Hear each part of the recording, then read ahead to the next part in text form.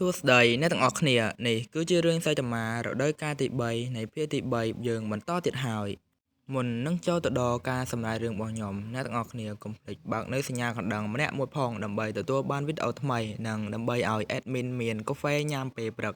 ផ្ដើមសាច់រឿងមកយើងក៏បានឃើញថាមាន Zombie Man ហើយនិង Dr. Channel ពួកគាត់កំពុងតែនិយាយពិភាក្សាគ្នានៅភ្លាមៗនោះដែរស្រាប់តែ Zombie Man ក៏មានបំណងចង់សម្លាប់នឹង Dr. Channel នោះដោយ Zombie Man ធ្វើការយកពូថៅបំរុងនឹងពុះកណ្ដាលក្រយៅរបស់ Dr. Channel ហើយនោះប៉ុន្តែត្រូវបាន Dr. Channel និយាយថា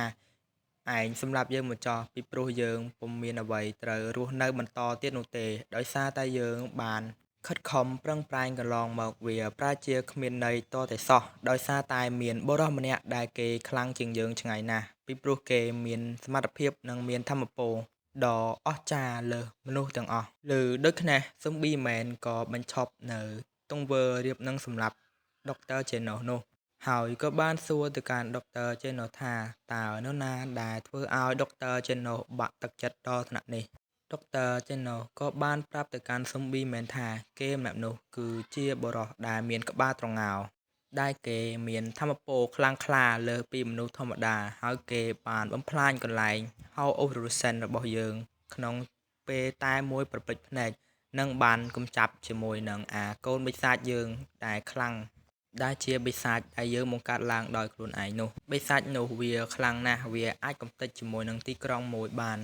ប៉ុន្តែនៅពេលដែលវាជួបជាមួយនឹងសៃតាមាវាក៏បានត្រូវសៃតាមាសម្លាប់វាចោលបាត់ទៅ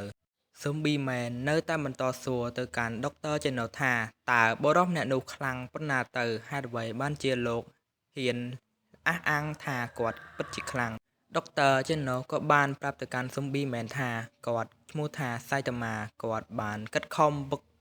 វើនខ្លួនឯងតាំងពីគាត់នៅមានសក់រហូតដល់គាត់ក្បាលត្រងោលនិងទទួលបានធម៌ពលដ៏ខ្លាំងក្លាដែលខុសពីពពួក Hero និងពពួកបិសាចដែលអ្នកខ្លះកើតមកជាមួយនឹងធម៌ពលដ៏ខ្លាំងក្លាឯអ្នកខ្លះទៀតកើតមកជាមួយនឹងសមត្ថភាពតាំងពីកំណើតពួកគេទាំងអស់នោះពុំបាច់ខំប្រឹងខ្លាំងក្លានោះទេគ្រាន់តែមានចិត្តគំនិតការតស៊ូការអត់ធ្មត់តែប៉ុណ្ណោះធ្វើឲ្យពួកគេមានធម៌ពលដ៏ខ្លាំងក្លាលើសមនុស្សទាំងពួងតែឯសៃតាមាវិញគេពុំបាច់ខិតខំប្រឹងប្រែងនោះទេគេកើតមកជាមនុស្សធម្មតាហើយគេគ្រាន់តែវឹកហាត់និងមានចិត្តចង់ជួយអ្នកដទៃតែបន្តិចបន្តួចសោះគេស្រាប់តែក៏មានកម្លាំងដ៏ខ្លាំងក្លាលើសមនុស្សទាំងអស់យើងកាត់មកខាងការ៉ូវិញនៅពេលនោះការ៉ូវាកំពុងតែប្រយុទ្ធជាមួយនឹងបិសាចចង្រិតនិងបិសាច King Reaper នៅពេលនោះដែរបិសាច King Reaper ក៏បានបើកការវិវហាជាមួយនឹងការ៉ូមួយស្មើដោយវាពុំបានឲ្យបិសាចកន្លាតចូលមកជួយវាស្រួលៗទេគឺវាចង់វាយមួយស្មើតែជាមួយការ៉ូប៉ុណ្ណោះប៉ុន្តែដោយឃើញថាបិសាច King Reaper ពុំអាចយកឈ្នះវាបានវាក៏មកជួយហើយដាក់ការ៉ូមួយដៃធ្វើឲ្យការ៉ូត្រូវប៉ាងទៅឆក់ជាមួយខ្សែភ្លើងនៅពេលនោះដែរការ៉ូក៏បានហក់ត្រឡប់មកវិញនិងធ្វើការបើកការវិវហាទៅកាន់ពួកវីទាំងពីរទៀតត្រង់នេះបង្ហាញថាការ៉ូពិតជាខ្លាំងណាស់នៅពេលដែលការ៉ូត្រូវបានខ្សែភ្លើងឆក់ហើយប៉ុន្តែគាត់នៅតែមានលំនឹងដូចធម្មតាប៉ុន្តែយើងក្រឡេកមកមើលបិសាចទាំងពីរនោះវិញវាពេលនេះកំពុងតែមាន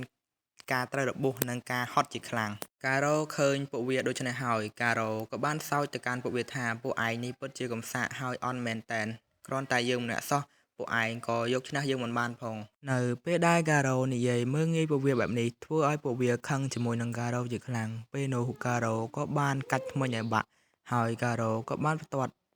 វាចេញទៅខាងក្រៅធ្វើឲ្យធ្មេញនោះទៅប៉ះនឹងដីហើយធ្វើឲ្យដីកហុងនៅពេលដែលឃើញបែបនេះបិសាចទាំងពីរនោះពិតជាមានអារម្មណ៍ថាភ័យជាមួយនឹងការ៉ូខ្លះៗដែរពេលនោះបិសាចយហួយក៏បានចាប់ជាមួយនឹងក្មេងប្រុសថារីអូយកមកគំរាម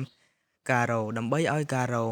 បែកអារម្មណ៍ក៏ដោយសារតែការ៉ូធ្លាប់វាយវាធ្វើឲ្យវាប៊ីស្លាប់ប៊ីរស់ម្ដងមួយរួចមកហើយនៅពេលដែលឃើញបែបនេះការ៉ូក៏បានស្រែកឲ្យវាឆាប់ដោះលែងក្មេងប្រុសនោះភ្លាមពីព្រោះថាគេពុំបានពាក់ព័ន្ធជាមួយនឹងរឿងទាំងអស់នេះនោះទេពេលនោះបិសាច King Reaper ក៏បានធ្វើការលួចវាបហាទៅកាន់ការ៉ូនិងធ្វើការកាប់ការ៉ូជាច្រើនកំបិតពីក្រោយខ្នងក៏ធ្វើឲ្យបិសាចនោះមានអារម្មណ៍ថាភីង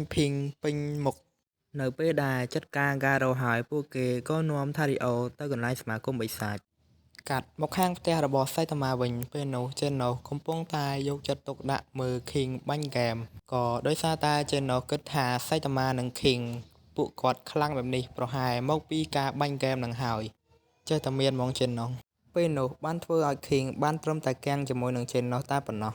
ប៉ុន្តែចេនណូនៅពេលដែលមើលហើយគាត់ក៏មានអារម្មណ៍ថាវាពិតជារញ៉េរញ៉ៃខ្លាំងណាស់ហើយក៏ធ្វើឲ្យ King ឆ្ងល់ជាមួយនឹងចេនណូដែលចេនណូគិតថាការលេងហ្គេមធ្វើឲ្យចេនណូខ្លាំងបែបនេះនៅពេលនោះសៃតាម៉ាក៏ត្រឡប់មកផ្ទះវិញពេលនោះ King និងបម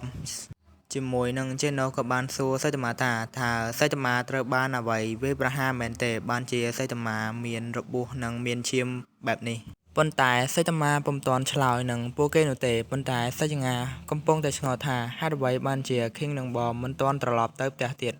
ពេលនោះបានត្រឹមតែធ្វើឲ្យ King និងបមមានការភ័យជាមួយនឹងសៃតាម៉ាជាខ្លាំងពីព្រោះគាត់ចង់នៅលេងទៅនេះឲ្យបានយូរជាងនឹងបន្តិចពួកគេក៏បានសួរទៅកាន់សៃតាម៉ាថាហេតុអ្វីបានជាសៃតាម៉ាមើលទៅដូចជាមានឈាមប្រឡាក់ពេញអាវបែបនេះតើហេតុអ្វីទៅនៅពេលនោះដែរសៃតាម៉ាក៏បានប្រាប់ទៅពួកគេវិញថាគាត់បានបាត់កាបូបលុយនៅកន្លែងហាងដែលគាត់ចូលទៅបរិភោគនោះហើយគាត់តាមរកវាពុំឃើញនោះទេដូច្នេះហើយបានជាគាត់មានអារម្មណ៍ថាអស់កម្លាំងបែបនេះហើយនៅពេលដែលឮសៃតាម៉ានិយាយបែបនេះភ្លាមធ្វើឲ្យពួកគេពិតជាគាំងជាមួយនឹងសៃតាម៉ាជាខ្លាំង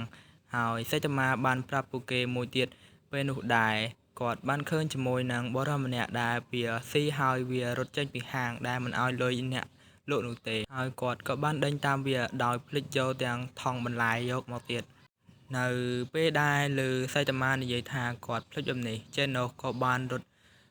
ទៅយកថង់ប៉ុន្តែត្រូវបានបែងខាត់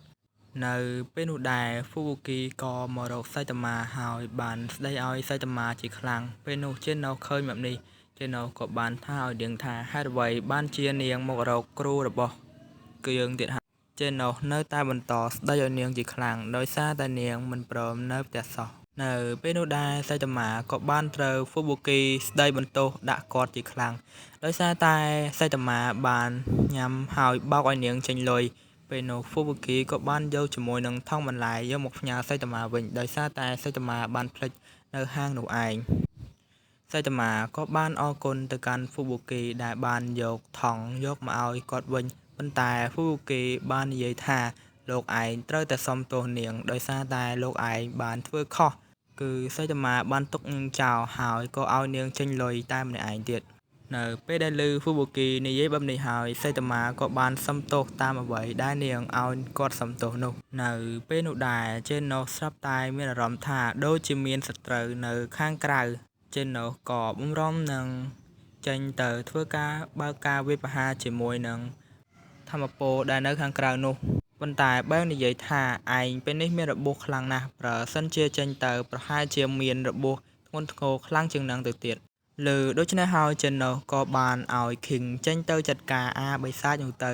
គ្រាន់តែលើបែបនេះភ្លាម King ពិតជាភ័យណាស់ដោយសារតែ King គឺជាមនុស្សម្នាក់ដែលពុំចេះអ្វីទាំងតែសោះហើយការឡើងរ៉េងម្ដងរ៉េងអេសរបស់ King នេះដោយសារតែសៃតាម៉ាតែប៉ុណ្ណោះគឺនៅពេលដែលសៃតាម៉ាសម្លាប់បិសាច King តែងតែនៅក្បែរជាមួយនឹងសៃតាម៉ាហើយសៃតាម៉ាតែងតែចេញទៅបាត់ទៅ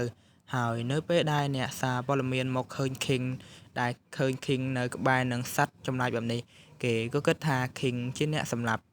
ទៅវិញ